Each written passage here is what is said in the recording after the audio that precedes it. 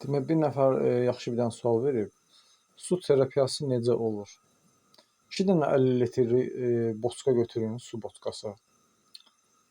Un tökürlər içərisinə, rayon yerlərində doldururlar, 50 litri alırsınız. Bizdə o vaxt var idi.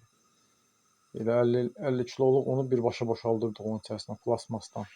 2 də ondan götürürsünüz. Bir dənə də şey götürürsünüz. İndi qoy bir dənə götürüm, göstərim sizə. Baxın, bir də bundan götürürsünüz. 5 manat satırlar. Suyun temperaturunu ölçən. Demək, boçkanın birinə doldurursunuz, 40 dərəcə eləyirsiniz suyu. Birinə də eləyirsiniz 35 dərəcə. 10 gün bu qaydada gedirsiniz. Elə bil hansı su ilə başlamısınızsa, sonda da o su ilə bitirirsiniz. Boğazdan aşağı. Elə bil ki, istidən tökürsünüz, bütün bədəni isladırsınız 1 dəqiqə, 2 dəqiqə ərzində, sonra soyuqdan. İsti, soyuq, isti, soyuq. Hansı ilə başlamısınızsa, elə bil ki, 6-7 dəfə eləyin bunu belə inşallah. Sonra növbəti 10 gündən sonra elə bil 40 olacaq temperatur, aşağısı da olacaq 30.